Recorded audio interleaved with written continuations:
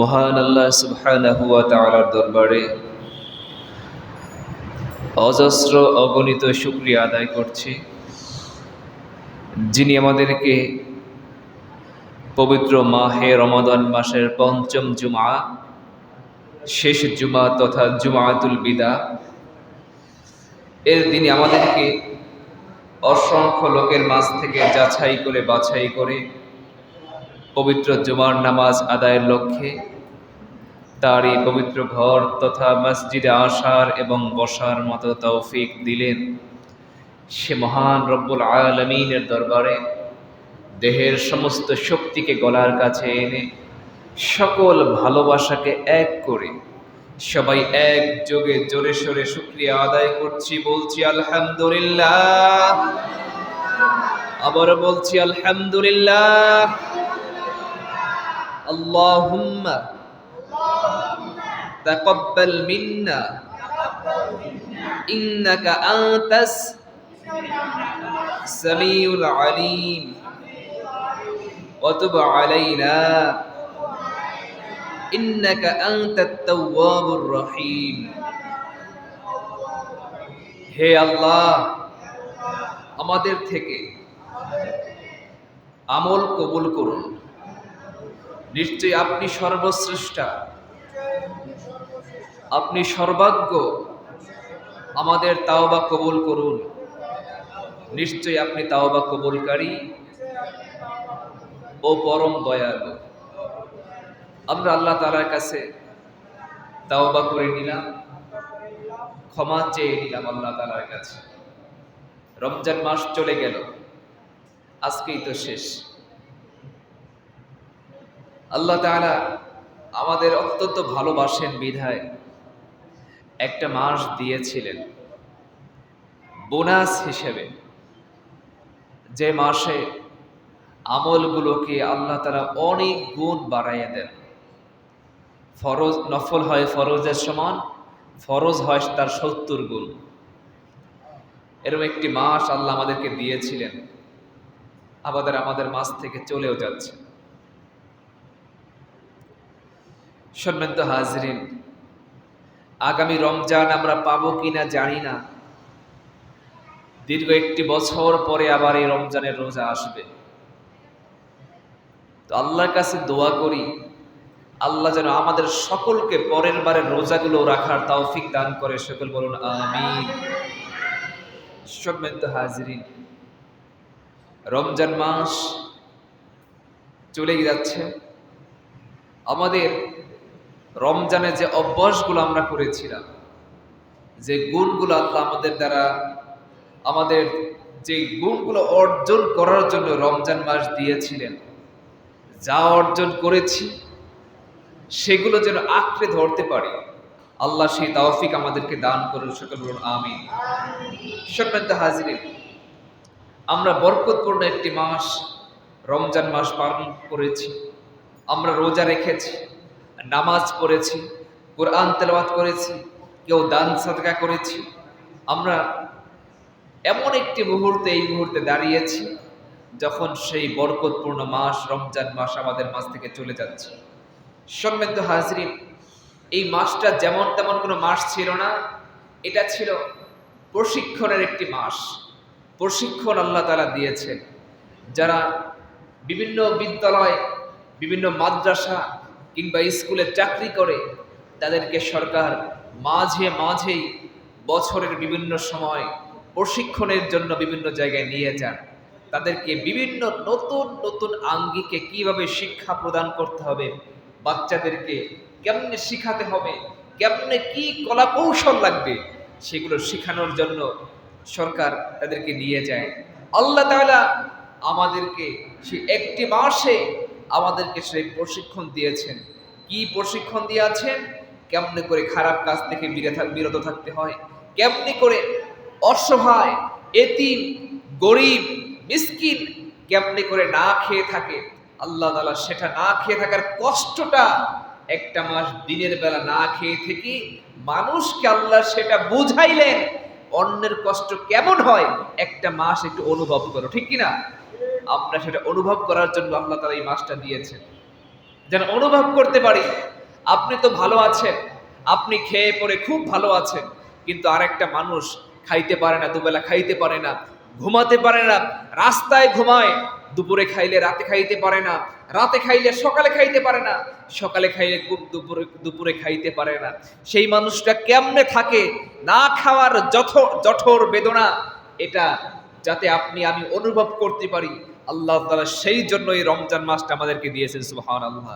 এই রমজান মাসটা দুঃখ ভাগাভাগি করার মাস, গরিবের সঙ্গে, অসহায় মানুষের সঙ্গে, আর একজন সম্বলওয়ালা মানুষের সঙ্গে কেমনে করে হৃদ্রতা, ভালোবাসার সম্পর্ক তৈরি হবে, তাদের কষ্টটা কেমনে বুঝতে পারে, আল্লাহ তাআলা সেই জন্য এই রমজান মাসটা দিয়েছেন। রমজান মাসে আমরা সেগুলো অনুভব করাইলেন আল্লাহ তাআলা। আমরা জানি না আমরা কতটা অনুভব করতে পারছি। যদি অনুভব করতেই পারি, তাহলে আমাদের নিজেরা খেয়ে পরে বাঁচবো, সমাজের মানুষগুলো খাবে না, না খেয়ে থাকবে, না খেয়ে মারা যাবে, এমনটা কখনোই হওয়া উচিত না, উচিত হতে পারে না।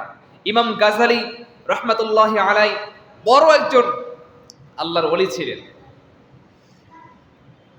তিনি আব্দুল্লাহ ইবনে মুবারক রহমাতুল্লাহি আলাইহি অনেক বড় মাপের একজন আল্লাহর ওলি ছিলেন। তিনি সাহাবীদের পরে তাবেঈ ছিলেন, অনেক বড় মুহাদ্দিস ছিলেন। তিনি একবার হজে যাচ্ছেন, হজে যাওয়ার সময় তার সন্তান একদিন এসে তার সামনে কান্না করতেছে। এটা দেখে সন্তানকে প্রশ্ন করলেন, বাবা তুমি কেন কান্না করতেছো? সন্তান বলল, বাবা পাশের বাড়িতে আমি গেলাম, যাইয়ে দেখলাম সেখানকার মানুষ তারা গরুর গোশত রান্না করছে, আমি চাইলাম আমারে দেয় নাই, আমি কষ্টে সহ্য করতে না পেরে, ক্ষুধার যাতনা সহ্য করতে না পেরে আমি তার কাছে বললাম, সে আমাকে দিল না, আমি এই কারণে কান্না করতেছি।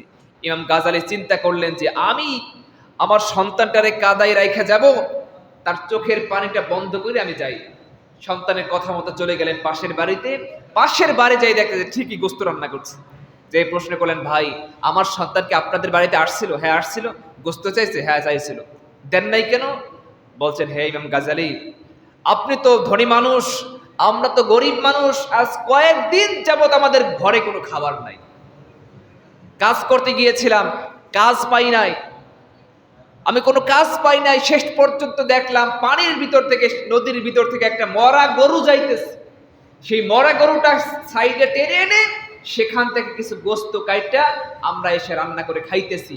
এটা আপনার তো ধনী মানুষ, ধনী মানুষের জন্য এটা খাওয়া দাওয়া জায়েজ নাই। আমি চিন্তা করলাম আমাদের জন্য খাওয়া জায়েজ আছে, আপনার সন্তানকে আমি এই কারণে দেই নাই। ইমাম গাজালি করলেন কি, চোখের পানি ছেড়ে ফেললেন, বাড়িতে চলে গেলেন। বাড়িতে গিয়ে হজে যাওয়ার জন্য যত সম্পদ রেডি করছিলেন, সমস্ত সম্পদগুলো ওই গরিব মানুষকে দিয়েছেন। সুবহানাল্লাহ। হজে আর যাইতে পারেন নাই। দীর্ঘদিন পর, 1-1.5 মাস পরে তার সাথী যারা ছিল তারা তো হজে গেলেন, হজ থেকে ফিরে আসলেন। ফিরে এসে দেখতেছেন যে, তার প্রশ্ন করলেন, হে গাজালি, হে আপনি তো হজে তো আপনি গেছেন, আপনি হজ থেকে আসলেন কবে? প্রশ্ন করলেন, আপনি হজ থেকে আসছেন কবে? বললেন যে, আমি হজ করতে তো আমি যাই নাই। তো হজ করতে যান নাই? আপনি তো দেখলাম আমরা যখন যেই জায়গায় যাই আপনি সবাই আমাদের সামনে, আমরা যখন কাবা তাওয়াফ করি আপনি আমাদের সামনে, আমরা যখন মিনা মুজদালিফায় গেছি আপনি আমাদের সামনে, আমরা যেই জায়গায় গেছি সেই জায়গায় আপনি আমাদের সামনে। সুবহানাল্লাহ। রাতের বেলা তিনি স্বপ্নে দেখতেছেন যে আল্লাহ তাকে গায়েবের মাধ্যমে স্বপ্নে জানাই দিয়েছেন, হে ইমাম, তুমি যে কাজটা করছো, যে মানুষকে, একটা অসহায় মানুষকে তুমি দান করছো, আল্লাহ এই কারণে তোমার সূরাতে একজন ফেরেশতা দিয়া সমস্ত হজের সমস্ত কাজগুলো সম্পাদন করে দিয়েছেন। সুবহানাল্লাহ। এবার তিনি বললেন যে, এই বছর যত মানুষ হজে গেছে আল্লাহ তাআলা তাদের সকলের হজগুলোকে কবুল করে নিয়েছেন। সুবহানাল্লাহ। এজন্য গরিবের কষ্ট, অসহায়ের কষ্ট বোঝার জন্য বোঝা আমাদের উচিত। আমাদের অসহায় মানুষগুলো যে কতটা কষ্টে থাকে সেটা অনুভব করা উচিত। আল্লাহ সে রমজান মাসে আমাদেরকে সেটা অনুভব করান, সেটা আমাদেরকে অনুভব করানোর জন্য যে তুমি ভালো থাকবা, আরেকজন মানুষ না খেয়ে মারা যাবে, এটা হবে না। ইসলাম এটা চায় না। ইসলাম চায় সমাজে একটা ভারসাম্যতা বজায় থাকুক, মানুষ যেন শান্তিতে থাকতে পারে। একজন মানুষ 5 তলায় থাকবে, আর একজন নিজের মাথার উপর পাতা দিয়েও থাকতে পারবে না, টিন দিয়েও থাকতে পারবে না। ইসলাম এটা কখনো চায় না। ইসলাম এই জন্য আপনি আমার জন্য, আপনার আমার জন্য জাকাতের ব্যবস্থা করছেন। এই জাকাতের মাধ্যমে সমাজের ধনী মানুষগুলো তাদের সম্পদের একটা ভাগ বছরের নির্দিষ্ট একটি সময় সম্পদের 2.5%, নিসাব পরিমাণ সম্পদ হলে সম্পদের 2.5% সম্পদ দান করবে সরকারি খাতে। সেই সরকার সেখান থেকে গরিব মিসকিন যারা আছে তাদেরকে সেখান থেকে দান করবে। এর দ্বারা গরিবও ভালো থাকবে, ধনী মানুষও ভালো থাকবে, ধনীর সম্পদটা পবিত্র হয়ে যাবে। সুবহানাল্লাহ।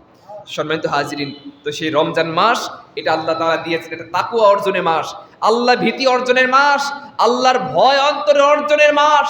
এই মাসে আল্লাহ তাআলা বলছেন লাআল্লাকুম তাত্তাকুন। এই রমজান মাস কেন দিয়েছে জানো? তোমরা তাকওয়া অবলম্বন করবে, আল্লাহ ভীতি অর্জন করবে।